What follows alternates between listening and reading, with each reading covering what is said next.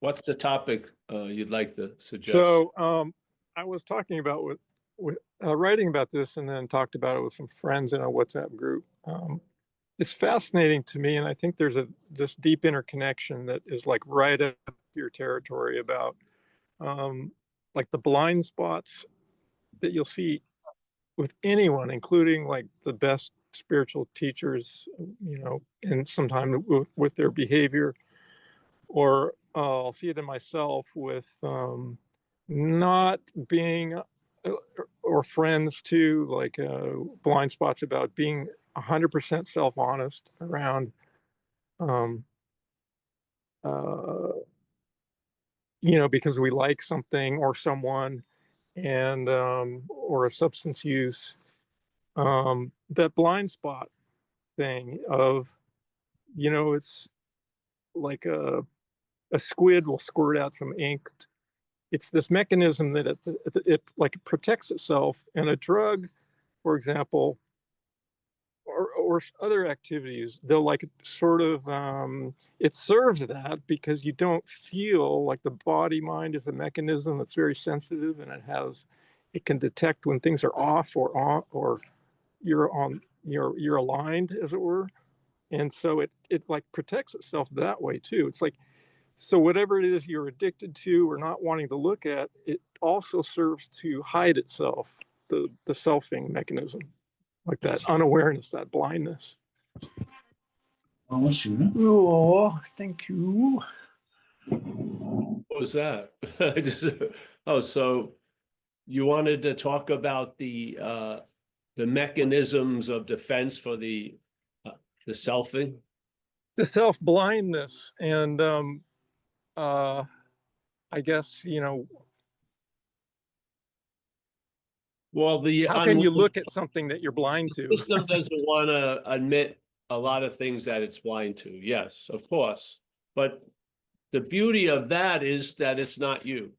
So with this message, hopefully, the same systemic movements that you used to think you were doing it, and then you had to be furtherly truthful because you're hiding things and you shouldn't be hiding it, you'll answer it with the same greeting, which is, I'm not that. Yeah, that's the value of it. So the value of when you realize you're hiding something, the value is not hiding anymore. No, the real value is to realize you're not the one who's hiding it. Yes.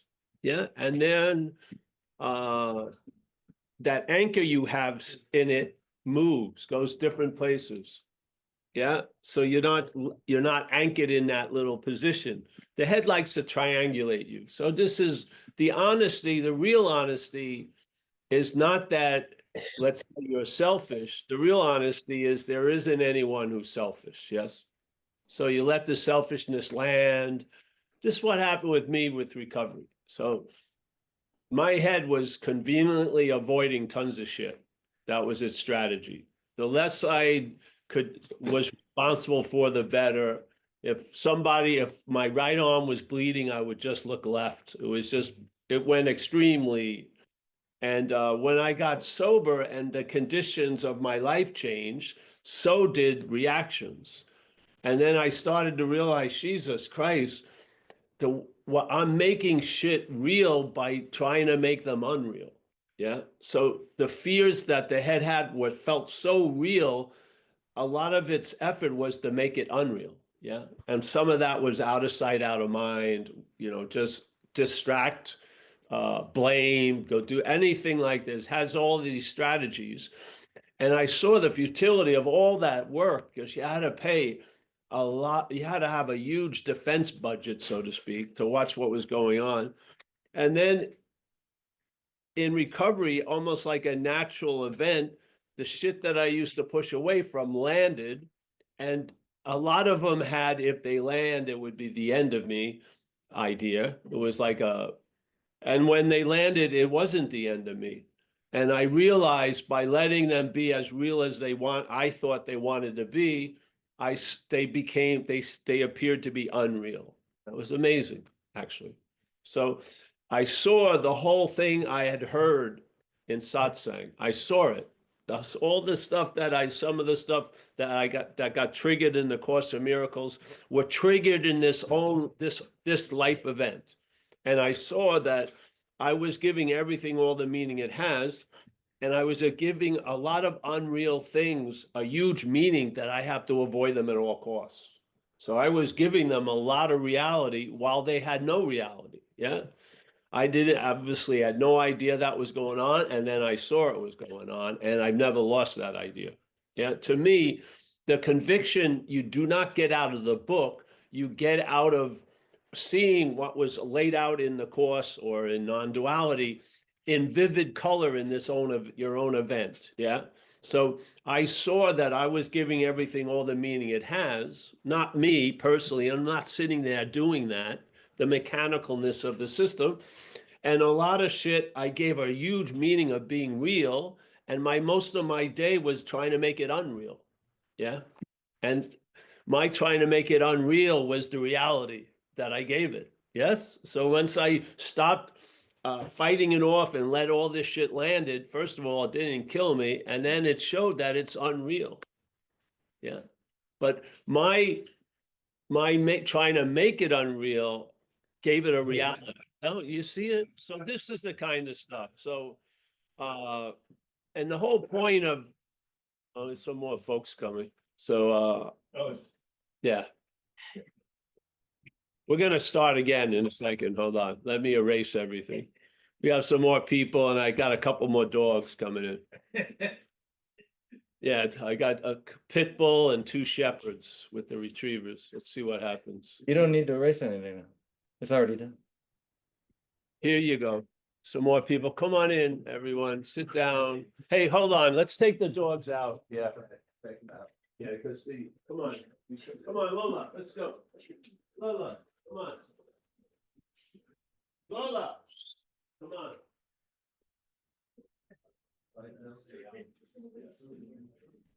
Yeah, I think he. About right here. What's this here? That note, yes.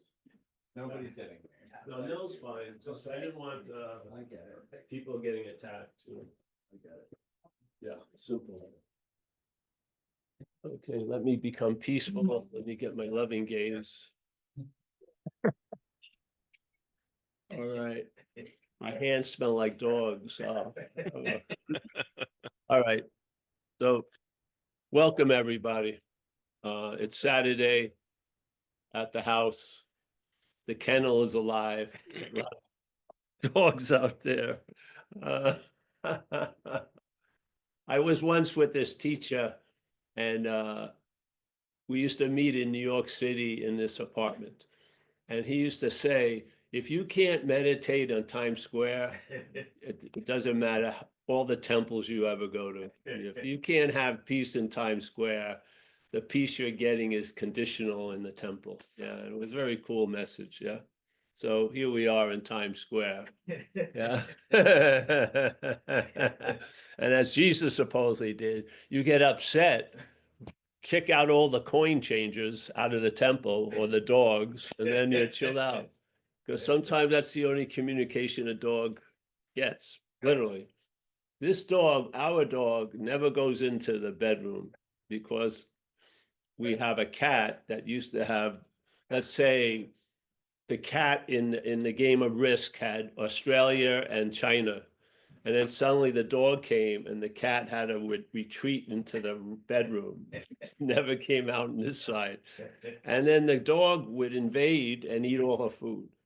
And so I was loyal to the cat because the cat was here first. And so being an incredible superpower, I aligned with my little catdom and I put a stop to the dogdom.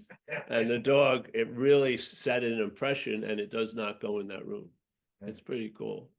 For 4 years now, since it was young. Almost everything else, if it wants to keep doing it, it does it. But this, it doesn't do. Because I showed a little, whoa. Yeah, and I didn't let up. I let it really impress upon her. She's not doing this anymore, and she hasn't. Very good. I wish I could do this, everyone, with you.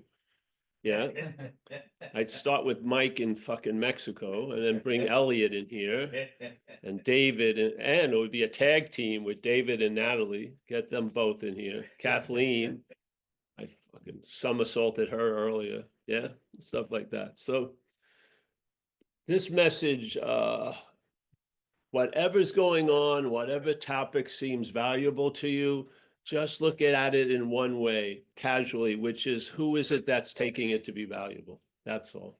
Yeah. Before we launch on a debate of is it value or not, just forget all that. Who is it that has who is it that's interested in the value of this situation? Yeah, just find out. If it's you, then continue on with the debate. If it isn't you, you'll sit there in like a pause for a minute or two. Yeah. And what you are hoping to get at the end of the debate will be readily available right now. And then you'll see the head doesn't want the idea of it readily available right now. The head will sign up for 50 years of becoming something. It has no interest in being it. None whatsoever. If its interest in being it is to become it, or that it once was it and it's screwed it up. Yeah. The being of it is so disarming, it can't handle it. If you sit there just with the sense of doing nothing, you'll start seeing the system starting to like start smoking. Yeah. Because the gears are grinding, because they're not getting any traction, because their fuel is your interest and attention. And when you lose interest in the selfing, it cannot go where it has taken you before. It's all, you're the one who supplies all the fuel. Yeah. So how it worked with me as this little lab rat, all the ideas of trying to get free as it were bondage to it. Yeah. When I finally saw something as not me was the beginning of the freedom from it. Yeah. That hasn't needed a correction ever since. In other words, maybe there's a lot of degrees in going north, but north isn't all these little degrees. Yeah. So I was set in the right, in a correct way. Yeah. And I started to see what I'm not. Yeah. And I ran into a guy, he wasn't alive. I ran into a book because I did some talks in Spain, and a person there said, have you ever heard of Wei Wu Wei? And I didn't know who Wei Wu Wei was. It sounded pretty cool though, you know?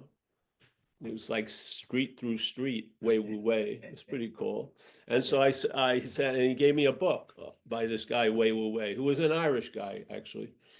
And blew my mind. A little thick, you had to go in there, you know, it was thick. But he was speaking about the absolute presence is your absolute absence. Yes. So your absolute absence is the absolute presence. And he was presenting this idea of negation through the annals of Buddhism, like Mahayana Buddhism stuff, to the point where sometimes they do a triple negation. It's like you neither exist nor non-exist, nor neither either, you know, or even what's left when you're not existing or existing. Yes. So they triple negate, but I got it. I got something out of it, and it set the course for me.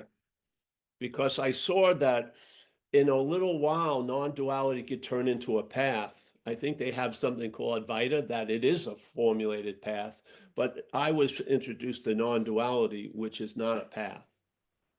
It's just a recognition or acknowledgement of a misunderstanding that we're living as and living through and living with. Yeah. And it's trying to correct it. And how does it correct it? Through negation. It says not to. Yeah.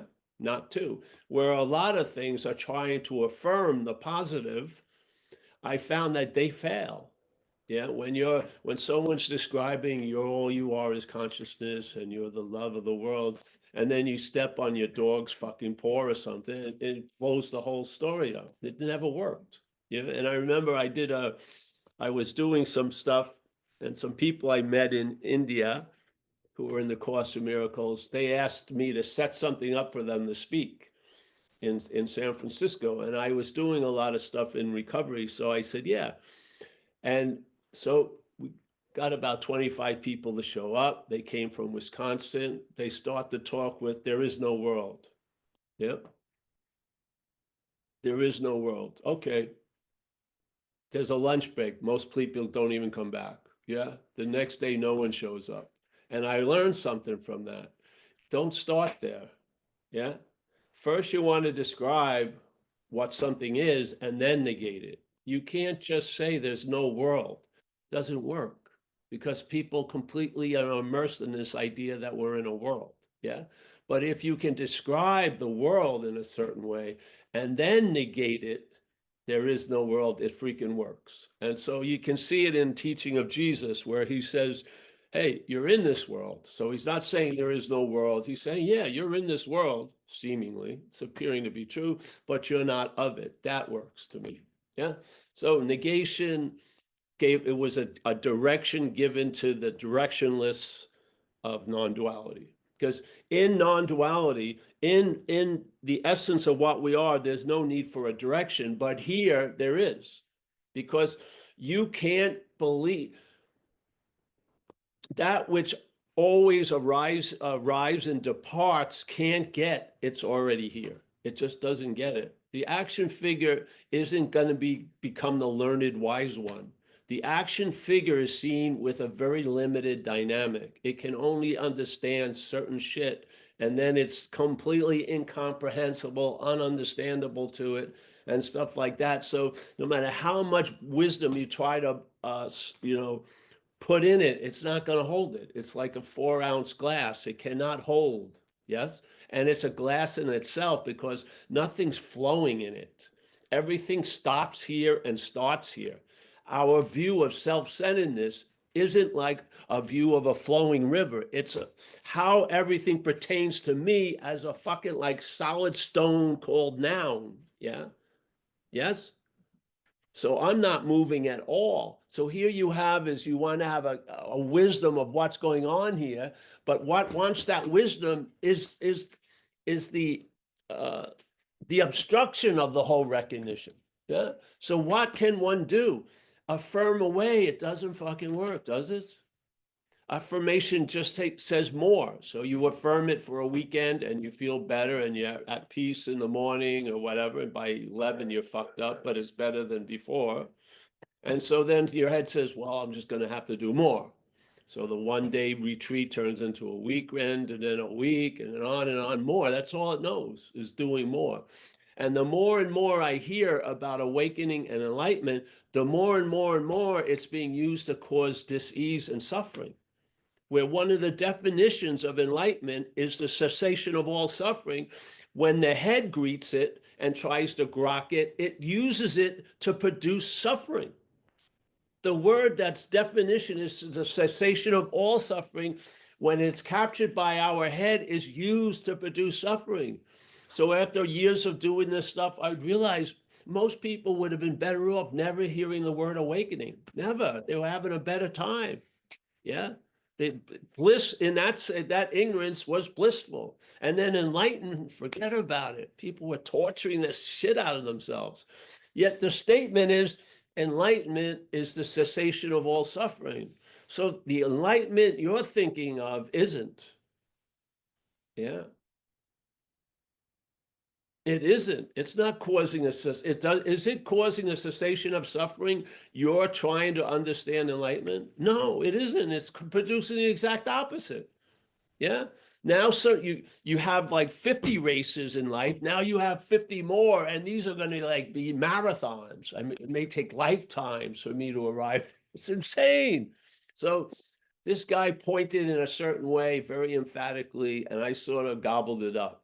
And that's basically, it's like there's the kayak, and in the kayak, if they're good kayaks, there's a little rudder in there.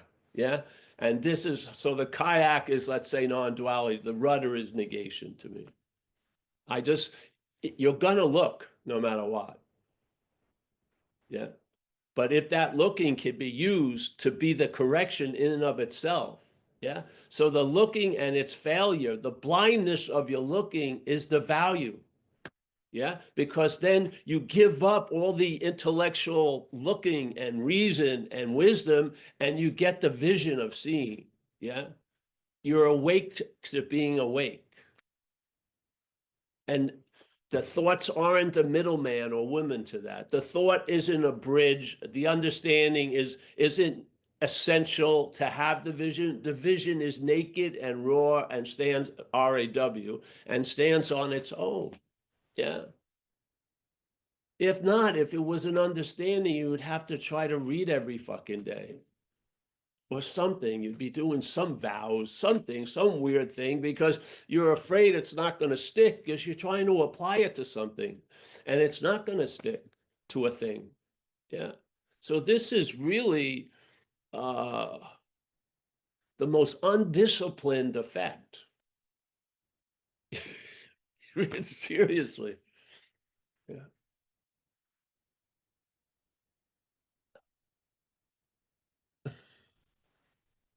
I do more for the physical conditions of the dogs than I do for the spiritual condition of Paul. I don't believe Paul and spiritual condition go together. I don't. I think the spiritual condition is the unsuspected condition that when it becomes obvious, it will see the condition that's been called you, the mental condition, checking in on what condition the conditions are in. Yeah.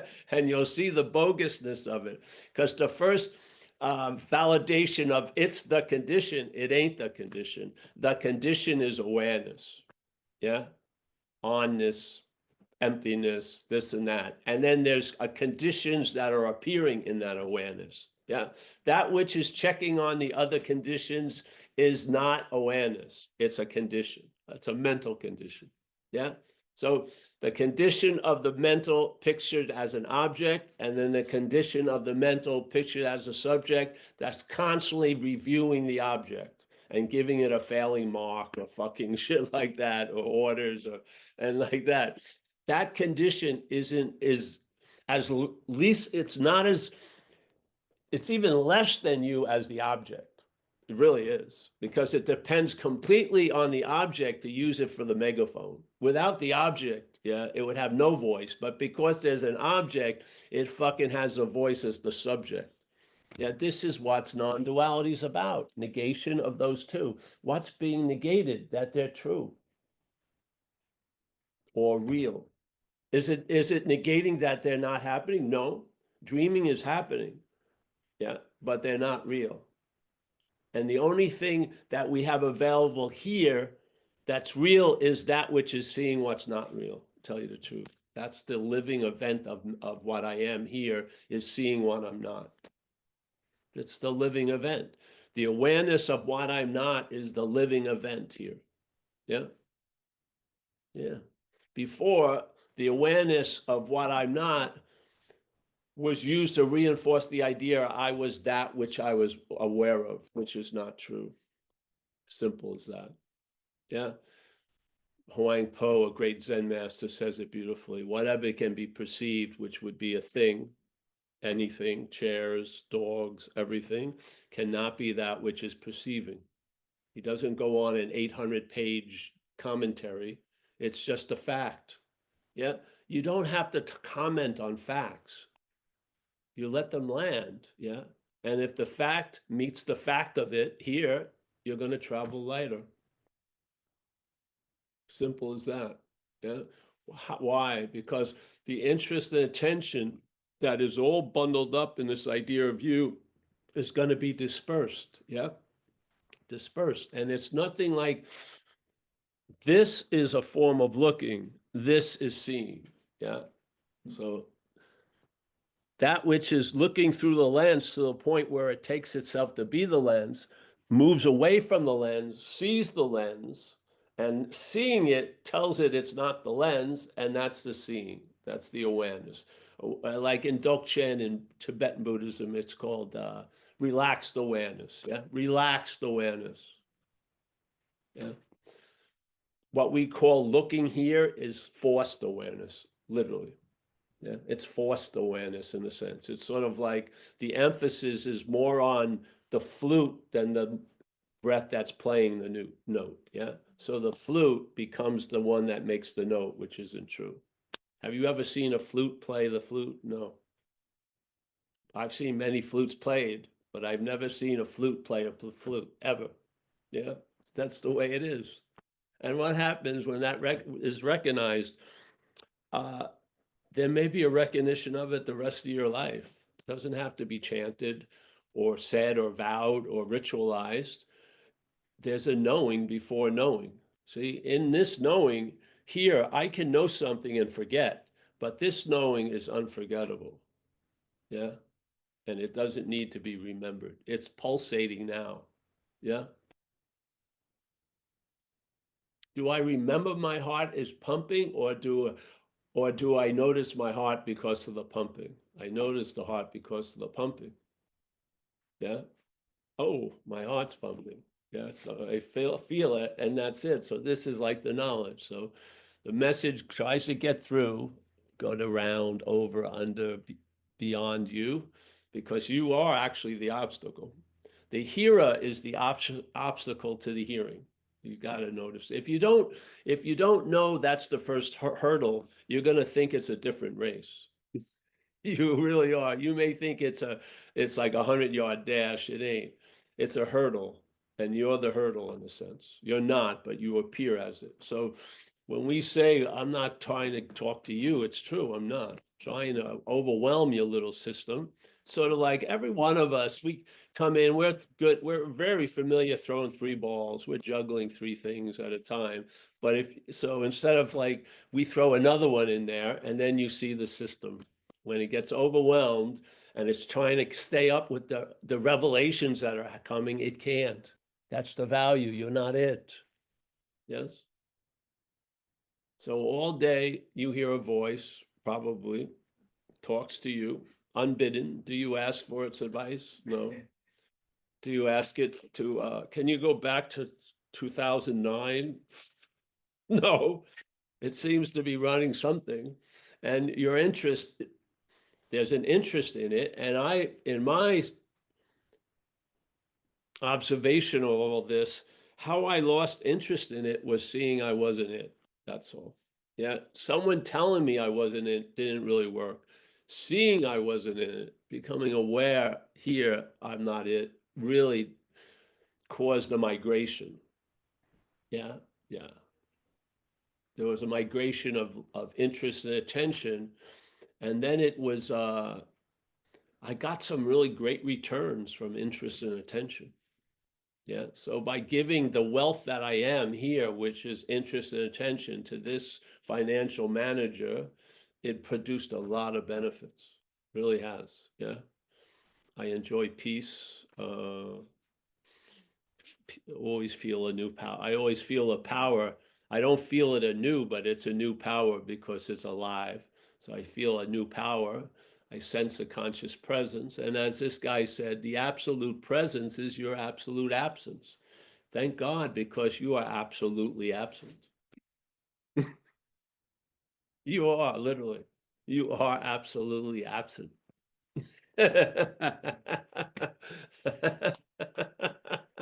If you were taken out of this streaming, you would not appear anywhere else. If you got a ticket to go somewhere else than here, you would never get there. This is a world of appearance. Yeah. The world that we're a citizen of doesn't appear as a world. Yeah. It's the space of everything and all. So here, I can't wait for my next reincarnation. Well, you're going to miss that bus because you were never incarnated. Seriously, you're so busy worrying about your next one, you never had the first one. And if you've ever gone to sleep, which you have, there is a point of sleep, they call it deep sleep. None of this exists ever. And then you wake up, and then sometimes you have sometimes I'm in the body in the morning and I'm free from the body, its effects for a little while.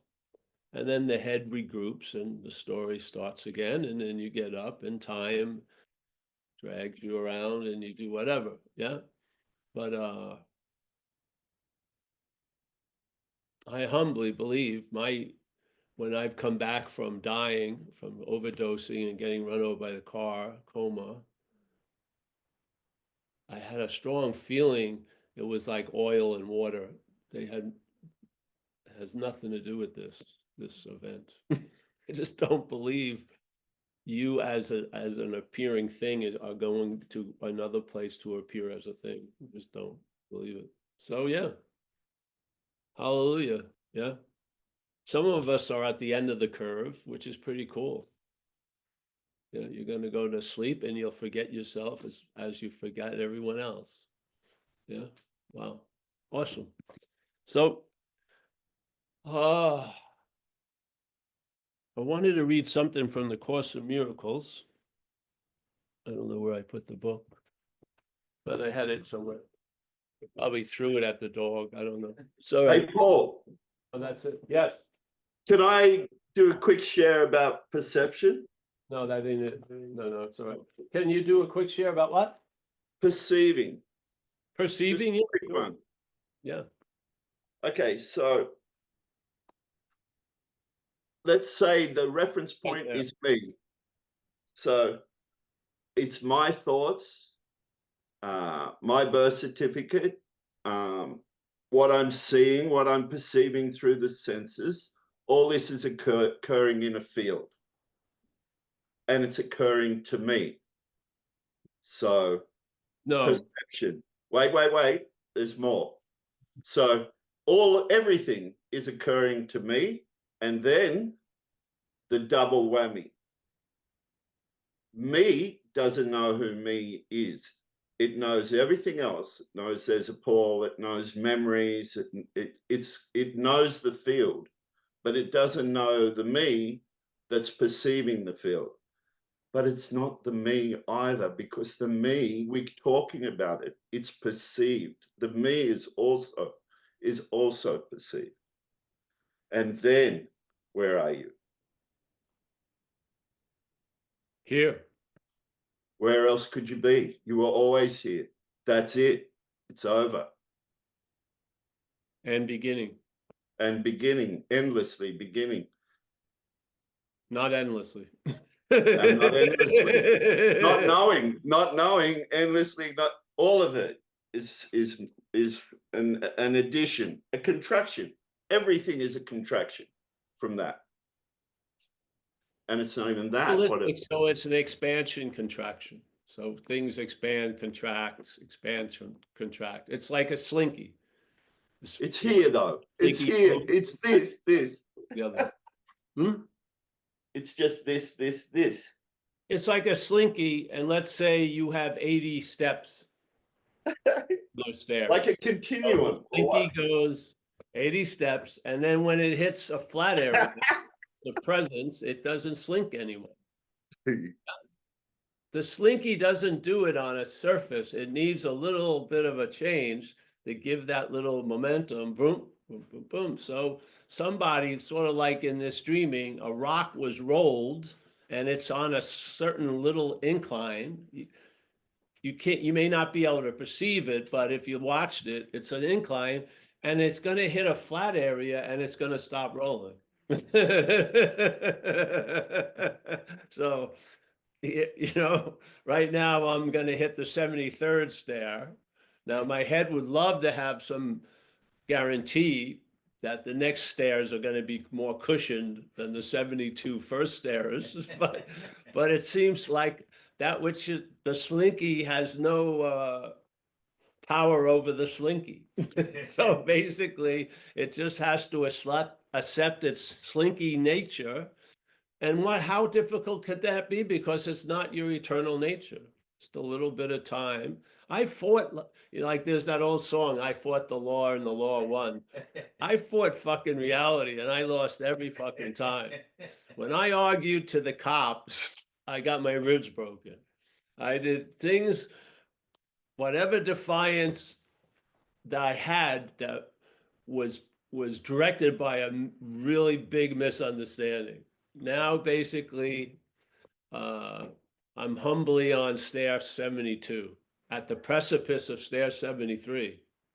Yeah, not expecting it to be any better or worse than the others.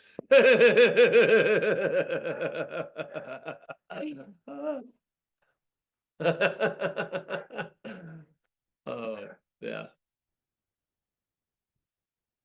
That's how I feel about it. But yes, thank you. But I don't think things are occurring to us. That's how it's perceived, yes. But I don't believe, yeah, I just don't believe that. Yeah. But as a slinky, you know, let me see, you still have a little incline.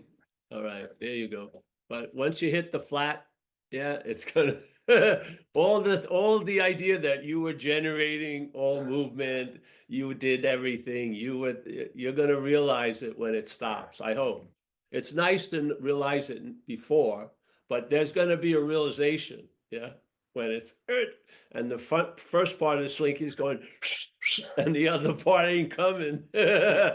So the object part of the slinky isn't going to be followed up by the subject part. Yeah, it doesn't have the oomph anymore.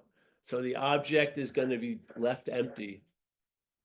Yes, an untalking shell, a beautiful release.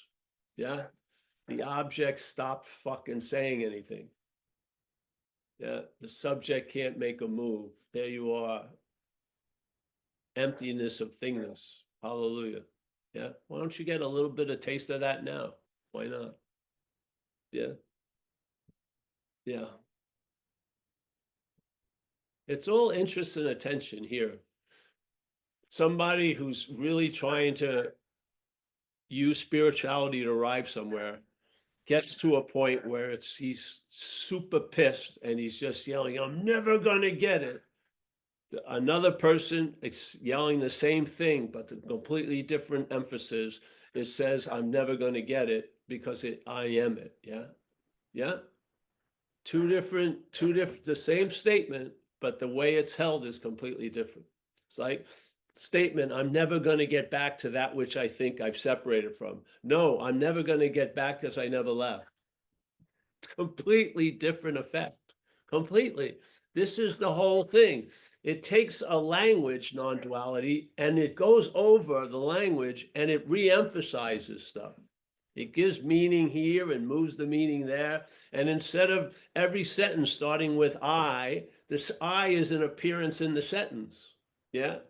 There's running and da da da da da, and it was claimed as an I. It's not like everything starts with I did this, I did that. No, there's a doing of this, and therefore, and then an I appeared. It's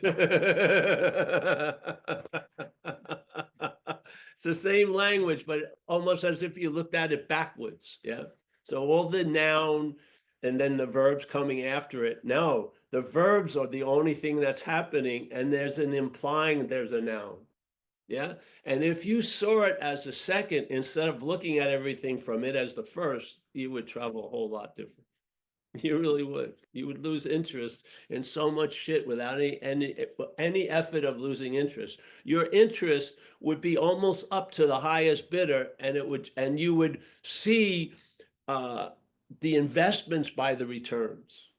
That's what would happen. You'll see things different, even though it's the same day, the same town. You're going to see things. Some notes are going to grab your attention, other notes aren't. Yeah. If I meet somebody in recovery and alcoholism is talking through them, I have fucking no interest in hearing what they're saying. None at all. I just wait until they do their thing. I go to a meeting. That's all. Yeah. Because I recognize the problem and I don't want to hear the solution from it. Just don't. I've been like this for years. I saw someone the other day. Yeah, no. I'm not, you're not my neighbor. I'm not making friends. I'm not into, let's shoot for less harm. I'm not into that. I believe there are solutions, and there is a solution to the seeming dilemma that we find ourselves in. It's our it's in our hierarchical position of being the one that's causing all of the other effects. Yes? When you become demoted, your life gets promoted. When you get demoted, life gets promoted. Yeah. You can't have it both ways. Yeah. As Saint Francis says, it's in self-forgetting that you're reborn. If you try to forget self, that's self-remembering. This is non-duality 101. If you are trying to forget self as self, that's self-remembering. It's right in that example we used from the beginning, which Ramana said. The whole mental concept is conceived of this. A non-existent thing is now given the attribute of being an existent thing. It isn't, but it's given that by the head. And the head's going to constantly keep giving that name and form to it, constantly, because it's mechanical. It's not, it didn't choose it. It didn't do it whimsically. That's what it does. Yep. So the non-existent thing now is taken to be an existent thing. And we have 70 years of it taking it to be an existent thing. So many years we don't remember, so other people filled us in. Yeah, and then we're going to maybe go into dementia and other people are going to try to fill us in then. But basically, the non-existent thing has seen to be an existent thing. So the mental state cannot discern, right, existence from non-existence. It cannot discern it, can't recognize it. It recognizes existence as the thing the existence is animating. It's not a choice, it's an aberration in the system. The mental system recognizes the thing that's moving, not that which is moving the thing. It recognizes the thing that's moving, not that which is moving the thing. It doesn't recognize it, doesn't. You can put its face in that pie, it's never going to taste the pumpkin. Just go, yes, I've seen it. Just just lose interest in it. Yeah. Okay. So there's a non-existent thing taken to be an existent thing. Wow. So now what you're relying on cannot discern the difference between existence and appearance, because it says the appearance is what's existing. Do you need to know any more? Do you need to know any more information about it?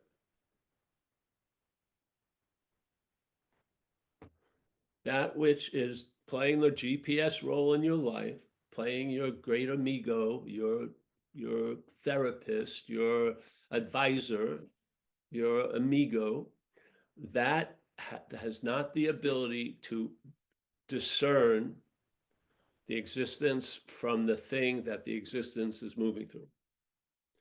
Every time it sees the thing that the existence is moving thing, it calls the thing that which is existing. Yeah. That's like monumental. How you think you're going to change it after 800 steps based on that fucking aberration? It's just going to be an aberration all the way through. If this is the case, he says, you are now wanting to get salvation for the non-existent thing. Wow. So the thing's non-existing, first of all. So the actually your salvation from it is completely, but salvation for it is impossible. It doesn't exist. If there was any salvation, it's already reached it. It's not existing. So now the existing thing is seeking salvation for itself. He says, if this is the case, and he says, basically, this is the case, what happens? Your spiritual practices themselves are reinforcing this non-existent thing as the existent thing. How are they going to destroy it? If their agenda, if their purpose has already been given to it, not to destroy the idea, but to reinforce the idea. Now you're under the illusion, you're in a process of destroying the idea, but the system is not under that illusion. The system knows you're under the illusion. Its illusion, its agenda is to reinforce the idea. So even though, and you would think, oh yeah, well, when I'm bad to people, I rob a bank. Yes, that's reinforcing the idea. No, spirituality is reinforcing the idea. It has there's no exemptions for the claiming. Yeah, I thought spirituality was a much more noble endeavor than a lot of other things I could be doing. It was totally bogus, really, literally. It's out there to be claimed. The head claims it, and in this case, it's even more so because you're thinking, you're really believing and getting a lot of kudos for going somewhere, and actually you're going at a record speed the other way. I mean, let's say you're an addict. Sooner or later, people are going to intervene on you. The cops, your family, bad health. But spirituality, you can sign up for your 65th retreat, and it probably will easily take you $2,000 and have you come. So, all right. What the hell's that? So he's saying this is a non-existent thing. And things don't exist. So therefore, there must be something that's animating this. Yes. Just like the puppet. I thought the puppet was my second cousin. I didn't know it was Uncle Tony's hand was moving the puppet, but now you know the puppet isn't moving. Something else is moving it. Oh, fuck. I don't have to send Christmas cards to the puppet, I'll send them to Uncle Tony. Now I know the source of the puppet. So I think it's a big move, I swear. And it's a move before all the other moves. And this, I'm going to give you, just share something with all of us. Time is one of the major ingredients of this whole activity here. Yes. I don't believe, even here, time doesn't stay stable. If you're doing something you like, it's going faster. If you're doing something you don't like, it seems to drag on and this and this and that. Yes? All right. So I've observed a lot for years, hundreds, it's like 70 years. I've observed a lot. I have observed that the head claiming, the selfing, claiming I am the doer of stuff that's happening. I'm the seer of things. I'm the hearer of things. Seems to be the fastest process I've seen in time. Yeah. So I'm not even actually coagulated yet before it claims. So there's doing, and then suddenly I'm the doer, cast as the doer. Pretty super fast, but there is a gap.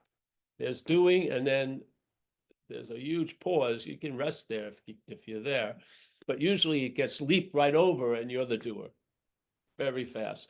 And the only thing to do is, from that point, it's about how do we manage doing, let's have morals, let's have this, but we have to admit we're the doer. Everyone basically goes with that. Yeah, but we're not. It's just doing. Like Buddha said, events happen, deeds are done, but there's no individual doer thereof. But when an event happened and deeds are done, there's a strong feeling that there's an individual doer thereof. Yeah, yeah. And I think that feeling, that production of that sense takes time, but it's the quickest thing I've seen in time. Yeah. Okay. So the selfing is claiming the verbing of life and implying it points to a noun. So, yes. So the verbing of seeing, hearing, feeling, tasting, touching, and the noun is the seer, hearer, feeler, taster, toucher. That gets established in time. And then here we go. Yes. Now there's processes we get involved with here. And a lot of them are called self-help or spirituality or stuff. And we're now going to do a process to try to change like the first process. I don't think that works. Yeah. I think the first process is idea that you're a noun travels and gets injected into every other process. And what you're trying to inject into that doesn't fucking work. It gets neutered by this, but the other processes cannot neuter its infection. So the infection travels from the claiming of the verbing to the noun to all the verbing of processes trying to affect the noun as the noun. This is the dilemma. You're trying to get out of self as self. Yeah. You would have to get before the first process. It's not going to be changed after. It's not. When you try to change it after, it reinforces the first process. Yes, this is what they talk about here. You can't use the Buddha to seek the Buddha. All this stuff is basically something has been established that you are trying to unestablish, but it's never really been established. You just took it to be so. And you can see that not from after it, but from before it, because you and I are not you and I, we're before time. Yeah, and non-duality, that's where the message of non-duality is sent. So you, as a figure of time, is the obstacle to the message getting to where it's really being delivered to. It's being delivered to us as no time. Yeah, what we are before they clothed us and gave us name and form. What was that? The unborn, whatever you want to call it. And from there, you can see the manufacturing of the noun by the heads claiming all the verbs. You'll see it. And the conviction is like cement being laid down. It doesn't come up for debate. You're not doubtful of it. Everything just fucking gels. And now you have seen what you used to look from. Yeah. You see what you used to look from. And then you see the futility of trying to get out of what you're not actually in. And you are not in where you think you begin. You are not that. And I was a master of getting out. Man, I would match my addiction and devotion to drugs to any fucking spiritual like Hanuman or any of them. Man, I would give everything I had, and I did, and anything I could get from you, and I did. And I was not treated well by that God, but I worshiped it. And man, the biggest dilemma was I did not understand. I can't get out of what I'm not in. I just assumed I was in. Why would I want to get out unless I was in? But it was all made up. It was manufactured. And I went to great lengths to try to escape this place. And they all failed. And thank God non-duality showed up, because it gave, in the past when these things failed, I was stuck with a deep failure. When that failure was seen through non-duality, it was a great success. I realized, Jesus Christ, I can't get out of what I'm not in. You know, I cannot go back to that which I have never left. Blew my mind, has blown my mind ever since.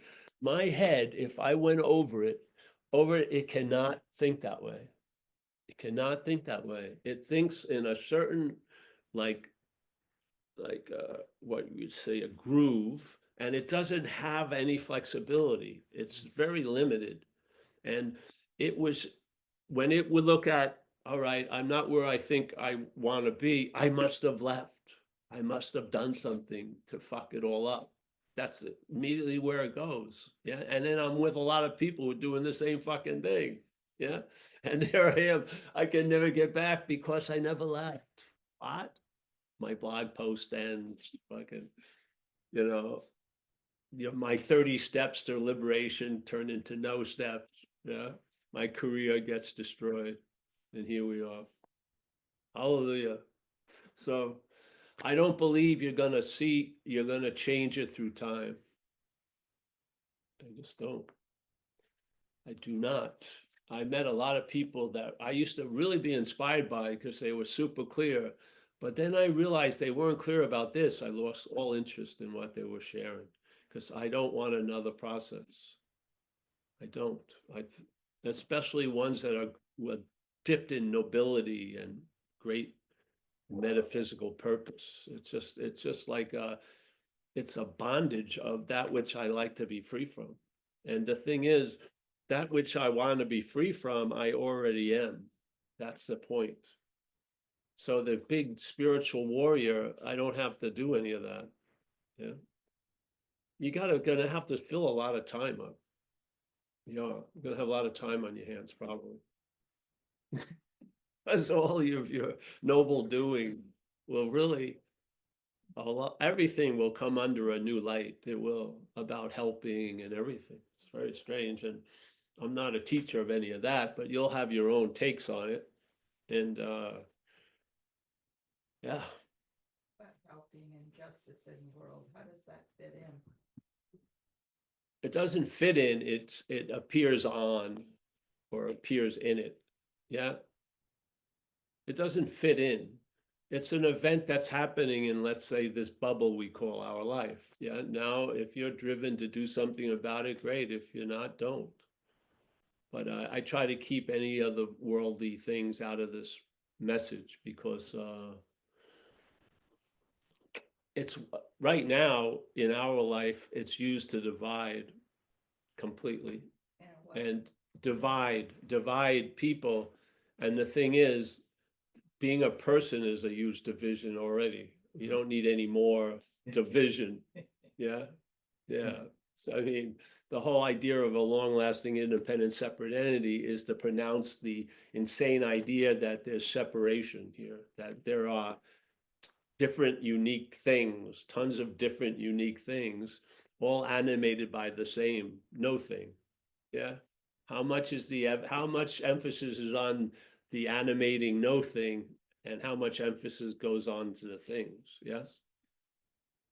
Would you feel that it would probably work a little better if some of that emphasis on the thing would be moved to the no thing? Probably. Can the thing do that? No. The thing trying to move emphasis off itself is more emphasis on itself. So you just hear this message, things get corrected, things get right sized, distribution, you'll be happy for it. Yeah. It may not look like the way you would want it to look like, but you'll see the truth in it. Yeah. So I don't know. In recovery, I went through a process with people. Very quickly, I realized, at certain situations, I'm doing the person a disservice trying to save them because they need to have a bottom. That's the only way they seem to be convinced. So fucking why would you want to stand in the way of that? Yeah. And are you really looking out for them, or is it more about you when you're trying to save them? So you learn a lot of stuff. And I want to say something about the idea of compassion, which would be part of seeing the world and everything. Yes. Remember, there was a story about Ramana, and he came into a room full of a number of people that have been with him for a while, and they had been discussing, could we teach? Could we be a teacher of this or an inviter? And he said, yeah, but I don't recommend it. So they were like, what? And he said, explain. And he said, compassion. And they went, what? He says, yeah, you'll be in front of a group and you'll feel compassion for them and you'll dilute the message. Yeah. This happens everywhere. It happens in non-duality, obviously. Yeah. Take pity on the thing, and then we try to fit the thing around the no thing, or fit the no thing around the thing, actually. I rather fit the thing around the no thing. Yeah. Bring the idea of you into that, and you'll probably,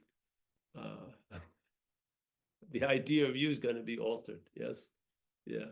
So, all right. Anyone? David Bitterman has his hand up, Paul. Come on in, David. Oh, hey, John. Thanks. No, I put it up a while ago. Yeah.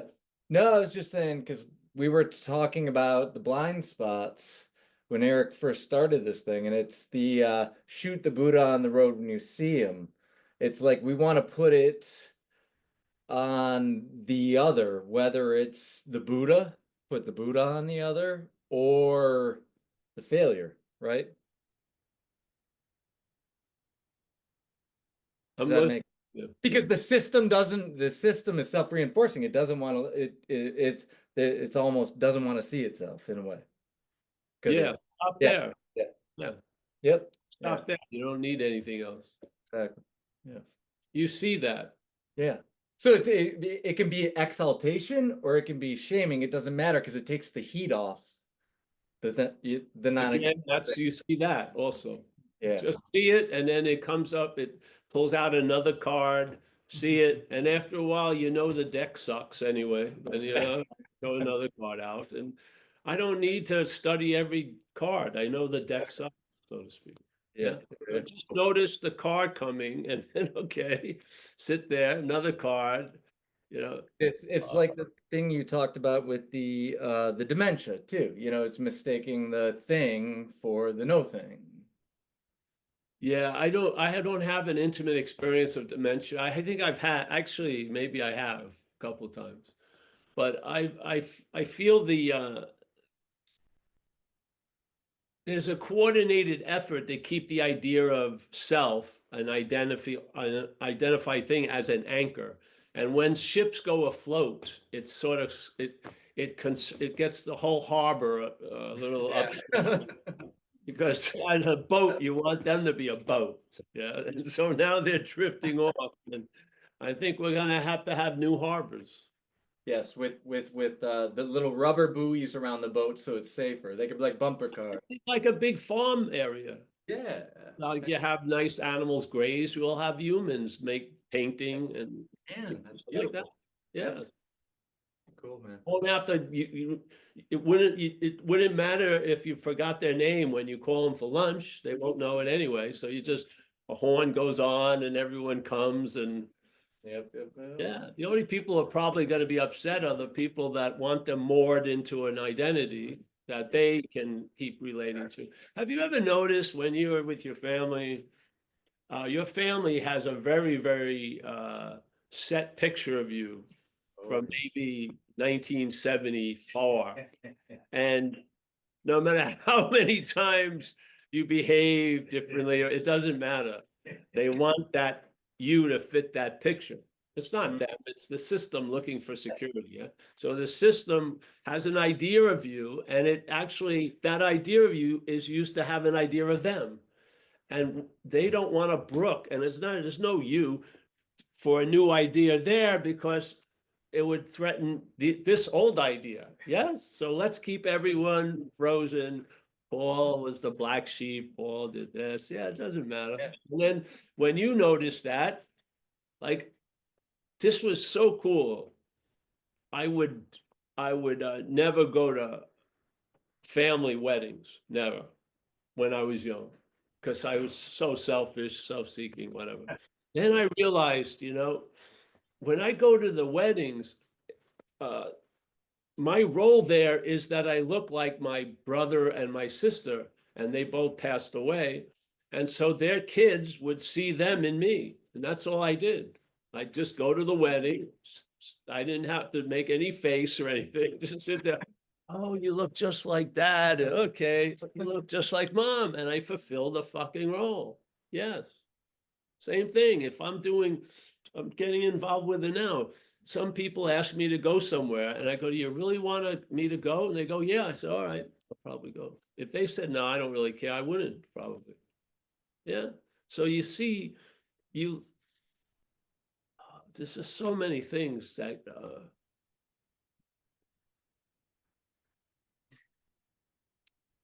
the fundamental basis gets set. Yeah. This is non-duality. It's correcting that which was never correctable. That's why you can't correct it, because it just appeared to be something that it isn't. Yeah. So it's not like a correcting of like when your arm is fixed and then they realize, no, they don't, it's not like that. The correction is seeing it was just a fucking appearance. So corrections are reinforcing the reality of it. Yeah. Yeah. So non-duality is it's allowing a new basis. It's not a new one. It's a new one because it's noticed now. And that new basis is sound. It's a very sound approach, and it doesn't deviate. Yeah. Your absence is the presence. That's it. So in this way, how we translate it is, it's seeing what you're not is what you are. So the seeing of what you're not is what you are. Yeah. And now, all right, that's the basis. Problems come up, things happen. but it's a completely different ball game. And I'm not a believer in changing the 80th part. I much rather get to the where it's conceived, because when you see that as not you, it affects everything else. Changing page 89 may not affect the rest of the book, but changing this, it affects the rest of the book. Yeah. And I find it just allows you to travel lighter. So something gets revealed, I recognize it.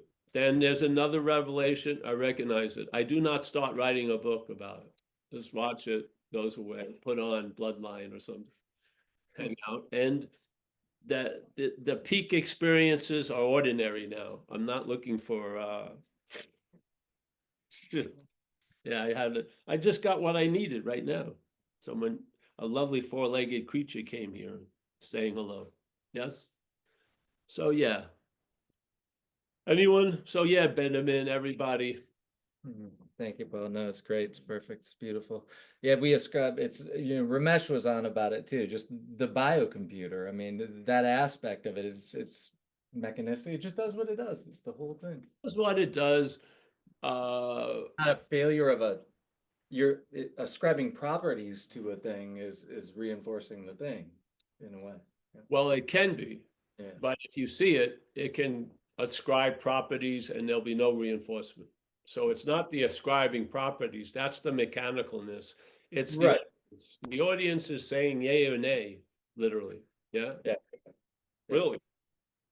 Why do you think? Look at your heads. Are they is a ticket tape on your forehead that everyone can see? Usually it sound like what's happening is it's talking at something somewhere. I mean, it doesn't seem to be playing to you. It seems to be playing to this theater. I don't see it really. It doesn't really give a shit about, because really this is a franchise. It's Unclear Channel. We're all getting the same shit thinking it's unique. But I have a feeling like it's not just talking for the sake of talking. It's just talking. It has an agenda as if it's something foreign to me. And it needs me to sort of like it can't drink. Yeah. It has to get me to go to Safeway and buy a beer. Yeah. Just like check out parasites in nature. All right. So Candida, a fungus, very, very powerful fungus, I think. It's in most people.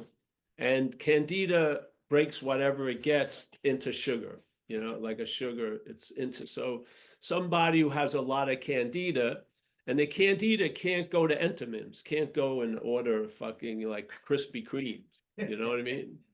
Can't make a phone call or anything. But knowing its limitations, it's incredible because it jacks into the brain of where it finds itself, and it starts moving the arm and leg by talking to the arm and leg as if it's the one. So the parasite starts using your mobility to go get the fucking Entenmann's, the cakes and everything. And the weirdest thing is, your head will make a narration that you love fucking sweets when it's all Candida driven. You may have little Entenmann boxes. Oh, I'm a true devotee of it's all coming from fucking Candida. Yeah.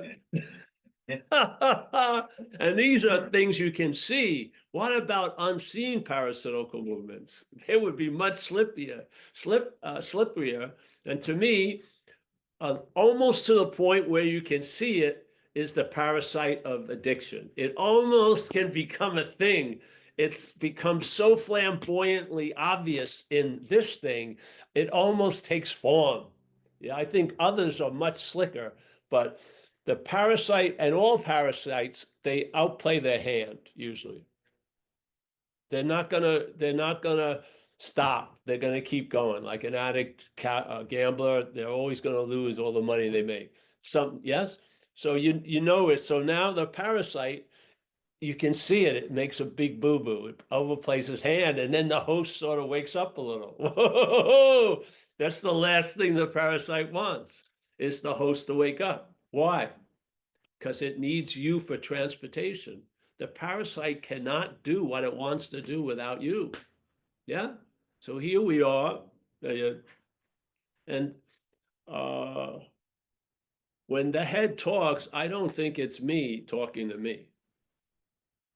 I think it's something just talking, literally, like a radio that was left in the other room. I don't have any thoughts. I don't have the most notable thoughts of the week. They all just go fucking. I thought it was a cool one, and I let that go. It was not bad. But basically, thousands of thoughts come rumbling and stumbling through. Not one is. It's like I've walked that beach. I'm not picking up any of those shells. They're the same fucking shells. So I just yeah. I could not do that. I could not do that. And then now I admit I cannot do that, and I see I'm not that which cannot do it, and it gets done. Yeah. And here we are trying to pass it on humbly and share it, really. I'm not even passing it on.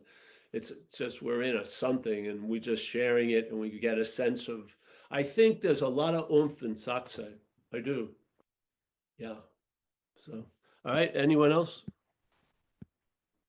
Yeah, Paul, cigar, did I get you right? Come on in, buddy. Cigar. Oh, Sagar. You're muted, Sagar. I thought it was Sugar from Old Country of No Men. There you go. Come on in. Saga, Yeah, how are you, Paul?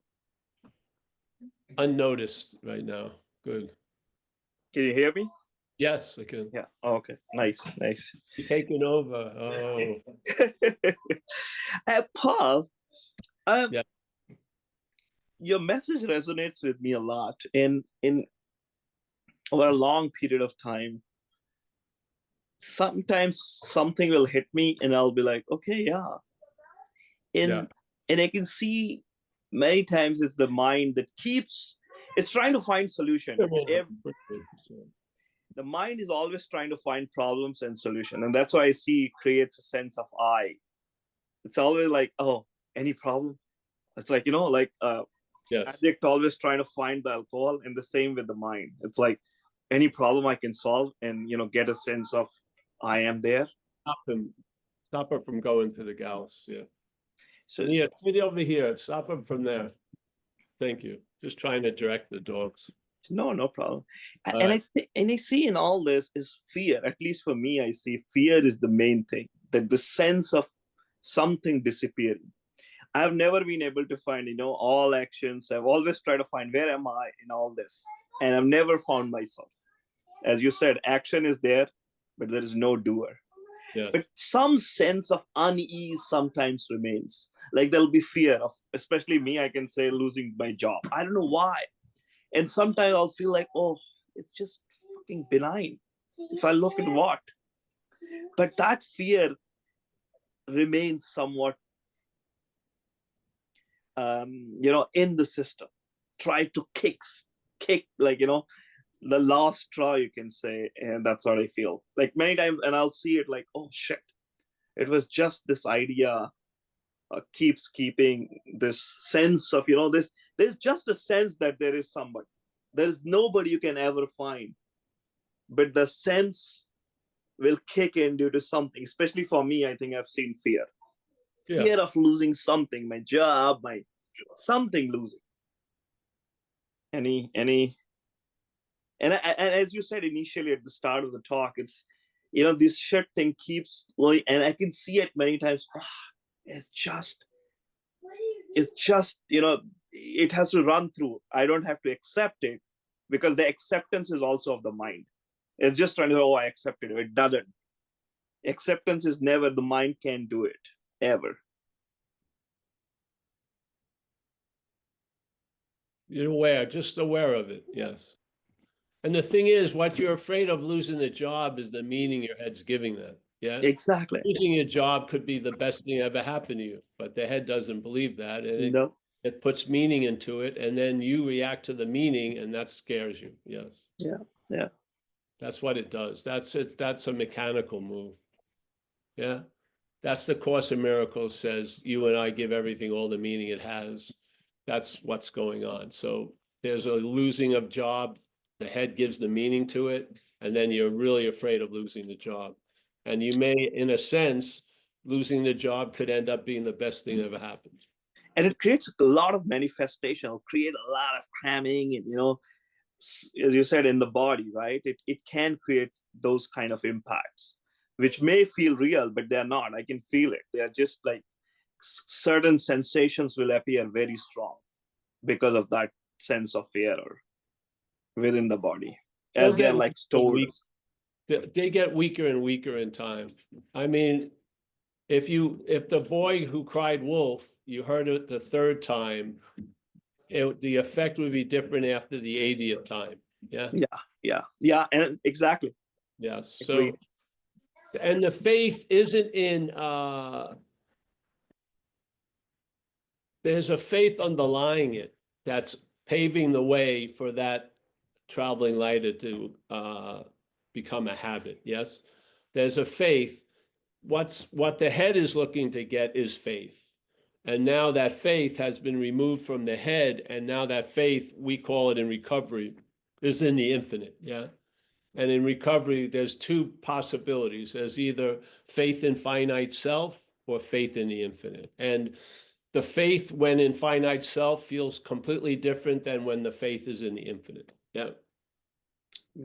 And you know the tree by its fruits. So you start seeing, oh man, peace is undeniable, literally. You don't need to go to an authority to get notarized your peace. It's undeniable when you're resting in peace. I agree. Yes. Yes. You don't,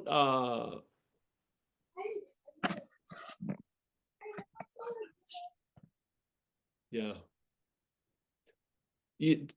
To having it, someone authorize something, it only goes so far, basically.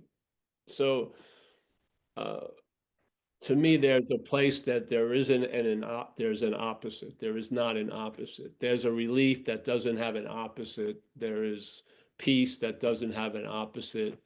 There is what they talk about awakening as an always realized state. There's no opposite there. And so you touch upon these things that have a different value than the things you've been throwing around all the time.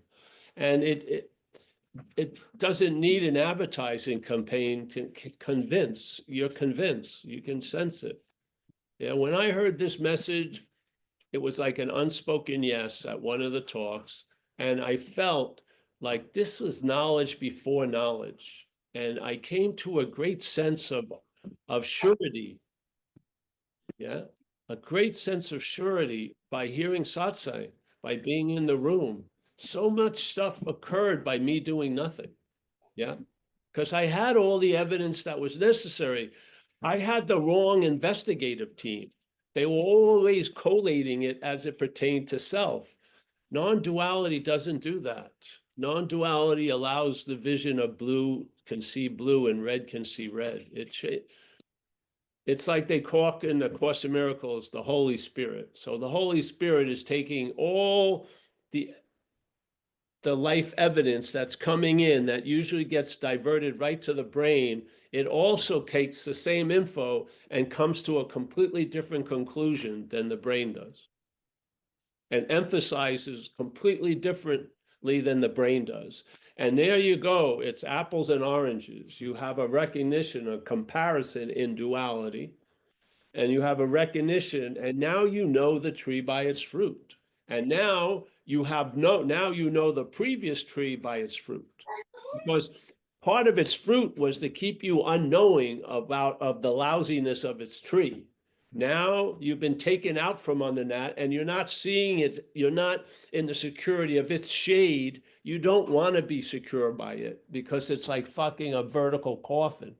Yeah, you've been moved over to the other tree, and you can tell the truth about the previous tree.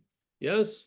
because you're sitting on the other tree. While under the previous tree, you cannot tell the truth about it because it's giving you some shade. You're getting some fucking weird security from it. Now you're out from underneath that umbrella and the truth can be told. And you're not going to tell the truth. You're going to hear the truth. The audience is going to hear a new message from the same play. You're going to hear things differently. Yes. So, yeah. So a sense of fear in recovery, it's why are you in so much fear today? Self-reliance failed you. What? Yeah. I thought we were at a fear seminar. No. Fear is an effect. What's the cause of fear? Self-reliance. What's self-reliance? Well, in our case, we're probably an example of the highest form of self-reliance being identified as self. Can't get more relied on it than that, can you? I mean, I haven't seen it. It's sort of like you've skinned the thing and put its skin on. You can't get any closer to that. Yeah. So in that view, they're saying self-reliance is producing the effects of fear in one's life. So where would you go to? Do you want to look at the fear at that point or the self-reliance? I would say the self-reliance. Yes. Why go to the effect when you can go to the cause?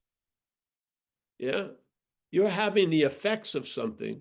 You're seeing life from a certain mechanical view.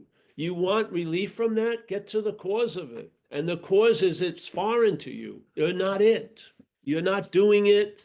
You're not I don't hate myself. None of this is true. Something foreign to you that presents it's on your side and is there to promote your agenda has its own agenda and it's winning. Yes. And we're all confused and wondering why. I just wanted to have fun and I end up in jail that night or everything like that because it has its own agenda. You're used as transportation, literally. Yeah. So I found incredible relief when I saw that which had defeated me as foreign to me.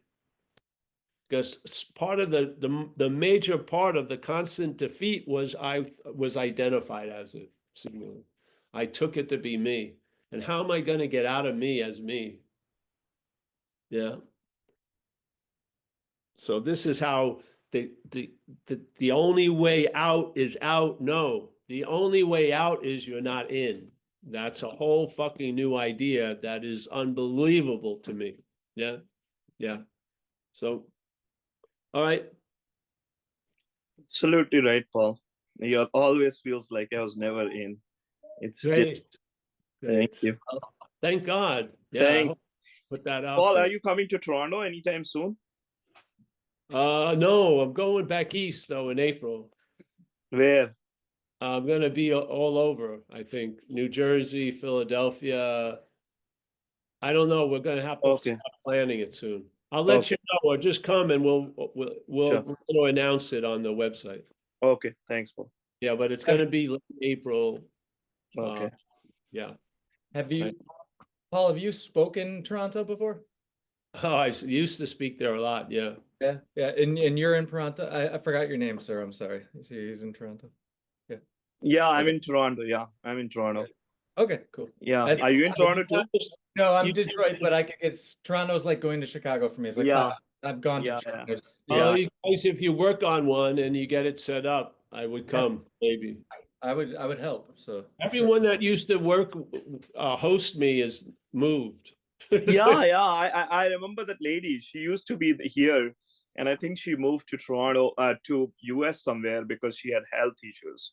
I met her many times. Yes, there's a lot of them that Yeah. have been there and they're not there anymore. So I haven't been since the Before COVID, I remember you came here. pandemic thing. Yeah, yeah. All right, let's say goodbye to everyone. Thank you, my friend. Yeah, and anything we're gonna do, we're gonna post on the website as soon as we know, probably. Hey, Paul, got one more question if you got time. All right, yeah, sure. Come on in. Was it Elisa?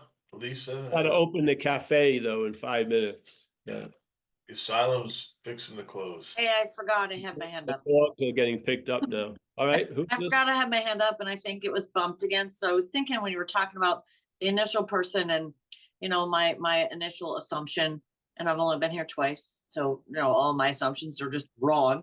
And I'm laughing at oh great, the chatter is chattering, don't listen to that. But I noticed that,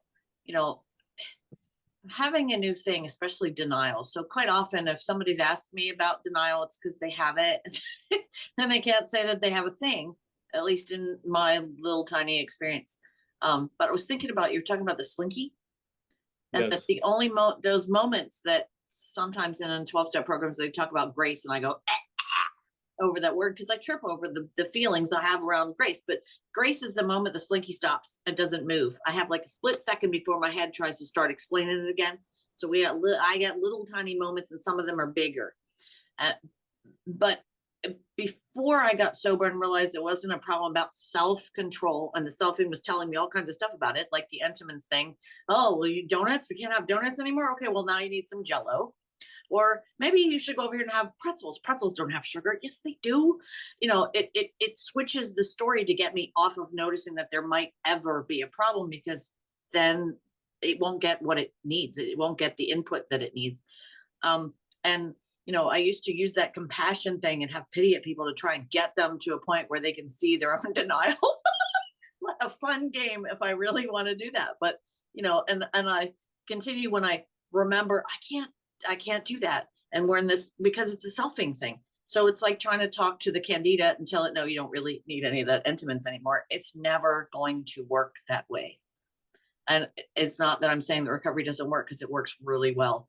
But some of the concepts and things that I stumble over or have that struggle about, I'm noticing from the way you're speaking, it's because I've formed this belief, and then I have collected evidence to support the chatter, even though back here I'm like, no, but I don't know what to do to get the selfing to stop.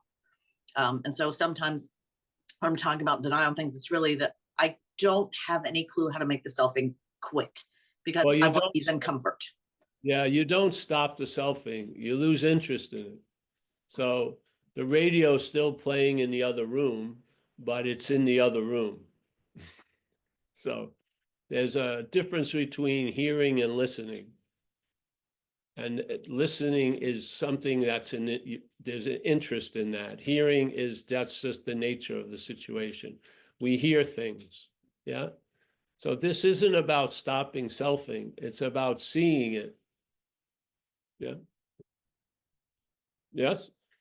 Because see, the verb of selfing is never going to be a self. The verb of selfing is used to imply you already are one. That's what it does. So, and what you're really, the conviction is you already are one. So the selfing is just a verb like a lot of other verbs, and the mental verbs always have to dissipate, because you're infinite and the whole event you're in is finite. Yeah. So if they want to have a staring contest, you're going to win, because they're going to blink before you do. Seriously. So yeah, this is about loss of interest. Obviously, self can't lose interest in self. And so you need to understand certain little things about that. And then there's a loss of interest in self, where there's a self-forgetting, and then you're reborn. And this is what happens. Page 63 in the big book of AA, everything pivots on loss of interest in self. Losing interest in self, all these other possibilities show up. So not losing interest in self, those other possibilities seem not to be able to show up. So yeah, they're there, but they're not showing up. Losing interest in self, they're there and they're showing up. Yeah. So the key is what? Losing interest in self. Can self lose interest in self? No. So what happens? Well, if you're new in AA, you do service to get yourself out of yourself, and because you will observe while out of yourself, you probably feel better than when you're in self. And so you will learn by the in and out. Yes. Wait a minute. I feel all those things I was worried about as soon as I came in this meeting, I forgot completely. Yeah, exactly. Yeah. Something that is so easily forgotten had to be remembered. It had to be remembered if it's easily forgotten. And that's what the head is doing. It's remembering shit. Yeah. when you do something that's interesting, you forget remembering. You don't remember self. Like and certain people have their passions where that happens frequently, like surfing and stuff. So you're in that water, you're engaged in a whole event. You have basically, for all intents and purposes, forgotten self because you're not busy remembering it. You don't care because you're water, everything's happening. And you have free samples all freaking day. That disparity can be fucking stabilized. Yeah. Yes. Because sometimes there you lose interest in self and it's 2-foot waves, but now you got to, those are too small. I've got to do 6-foot waves and you may be outmatched. This is much easier. You just stabilize. I love surfing, but surfing didn't give me anything. It just drew something out. Yeah. That thing that was drawn out surfing can be drawn out here in satsang, can be drawn outside, can be drawn out sitting, can be drawn out laying down. Yeah, it's readily available. Yeah, so, yep. Thank you. Yes, you're welcome. I think we're ending now. I need a coffee now.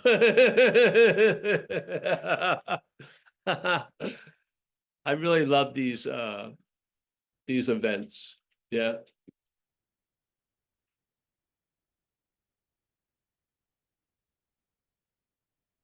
Yeah.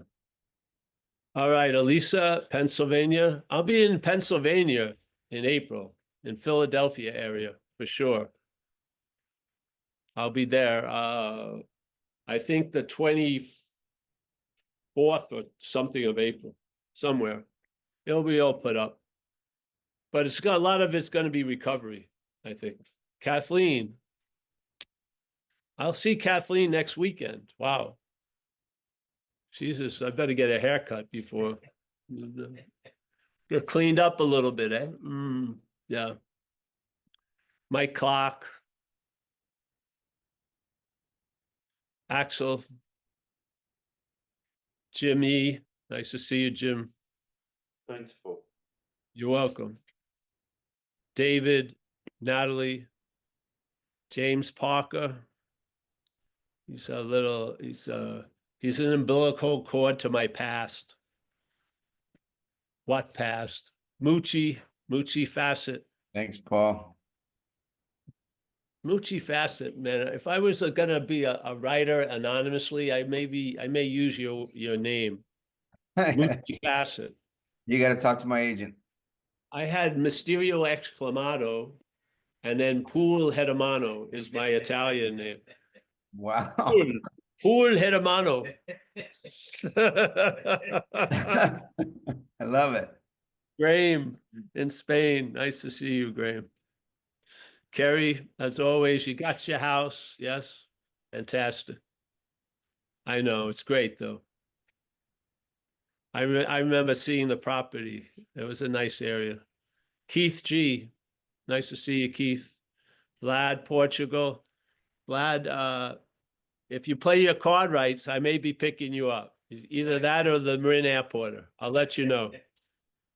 But are you going to be able to go to eat after we pick you up, you think? Because someone's asking me to take me to dinner, and I figure, yeah, you'll come along. Whatever. We'll see. I'll talk with you. Saiga. Nice meeting you, Paul. Always. Nice to see you. Yes. Brian. He's the head of the youth movement of the Zen Bitch Lab. Yes. We're going to rely on you, Brian. Yeah. David Lowe. Nice to see you, brother. John K, as always, with Murray somewhere around. Roman Mueller, my main man in Germany. Nice to see you, bro. Annette, nice to see you, honey. Stephen Mack, Saraswati, Mika, Mike G.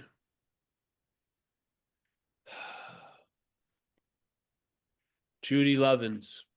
I love that name. Judy Lovins.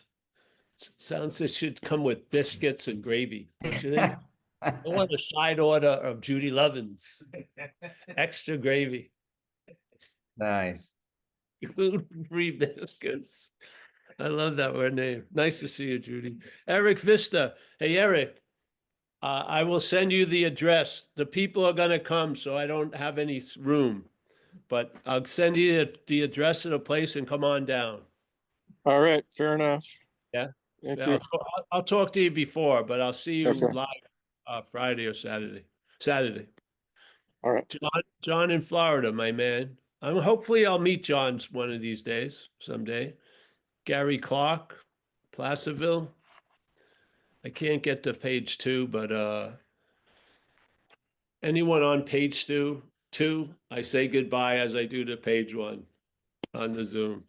Thank you. Hey, we'll be around. If you're close by, we have dog watching the 3rd week of the month on Saturday. Bring your dogs if you like. David, oh, there's David. So yeah, Dave, I'll let you know we'll be back east in April, Oh, that'll be awesome. Yeah, keep me tuned for sure. late April, yeah.